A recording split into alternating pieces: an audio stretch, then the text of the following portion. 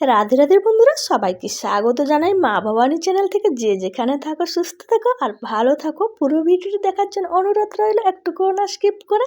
তো আজকে আমি লুচি বানিয়ে দেখাবো আটা ময়দা ছাড়া। তো এত সুন্দর লুচি বানানো যায় বা খেতেও এত সুন্দর হয়, তো দেখলেই অবাক হয়ে যাবেন। তো তার জন্য আমি ভাতের চাল 1 কিলো ভিজিয়ে রেখেছিলাম 2 ঘন্টা ধরে। 2 ঘন্টা পরে আমি মিক্সচার গ্রাইন্ডারের মধ্যে ভরে দিলাম। তারপরে একটু জল দিয়ে ভালো করে পেস্ট করে নেব। তো একটুকুও না যেন দানাদার থাকে, তো সুন্দরভাবে পেস্ট করে নেব। তো পেস্টটাই কত সুন্দর হয়েছে, জলজলিয়া ভাব করে নিয়েছি। তো দেখতেই পাচ্ছ একদম ক্রিমের মতো হয়ে গেছে।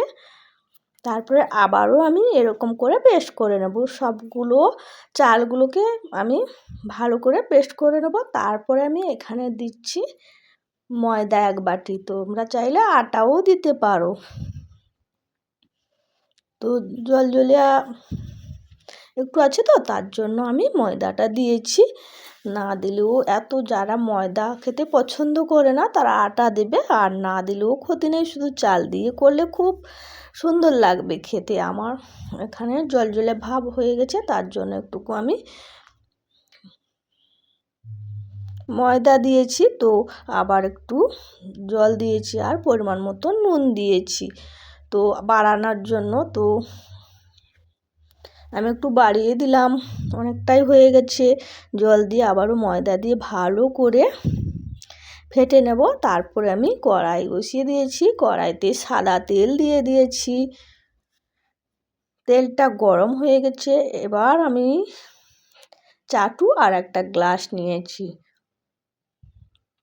তো বেটাটাকে আমি গ্লাসে দিয়ে একটু একটু করে ছাড়ছি। তো দেখো এত সুন্দর লুচি, দেখলেই অবাক হয়ে যাবে।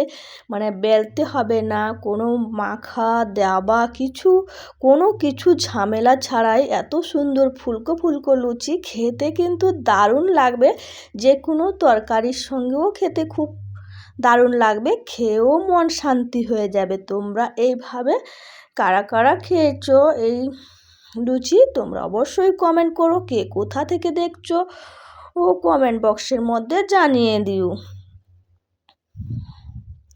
আর আমার মোবারক ভাই বলছে তোমার ভিডিওগুলো খুব সুন্দর লাগে বাংলাদেশ থেকে।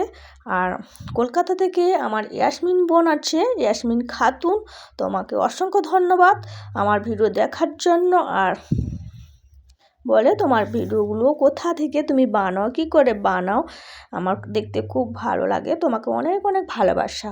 তো এইভাবে আমি সবগুলোকে কিন্তু ছেঁকে নেব। সবগুলো লুচি একদম ফুলকো ফুলকো হবে, পারফেক্ট হবে, আর খেতেও কিন্তু খুব সুন্দর লাগবে। আর আমি এখানে চিনিও কিছু প্রয়োজন নেই দেওয়ার মতো। তো এগুলো একদমই নরম তুলতুল হবে। অনেক সময় বয়স্ক মানুষ বা ভালো মানুষের মধ্যে এই ময়দাটা অ্যাসিড হয়ে যায়, আটার লুচি অ্যাসিড হয়ে যায়। তো তার জন্য চাল বেটে এই লুচি করলে খেলে কোনো অসুবিধাই হবে না। একবার হলেও বাড়িতে ট্রাই করুন, অবশ্যই ভালো লাগবে। তো আমি এইটাকে একটু বড় সাইজের করে দিয়েছি। তো বড় সাইজের করে দিয়েছি, আর আস্তে আস্তে আস্তে আস্তে করে ফুলছে। তারপরে এক সাইডে একটুকু কানা হয়ে গেছে, তার জন্য আমি ছানতাটা জেঁকে রাখছি। তো জাঁকার সঙ্গে সঙ্গে একদম ফুলে উঠছে। তো আবার উল্টিয়ে দিলাম, আর উল্টে পাল্টে এরকম লুচির মতো সাদা ধপ ধপ করবে এই লুচি। তোমাদের কেমন লাগলো ভিডিওটি অবশ্যই লাইক শেয়ার সাবস্ক্রাইব করো।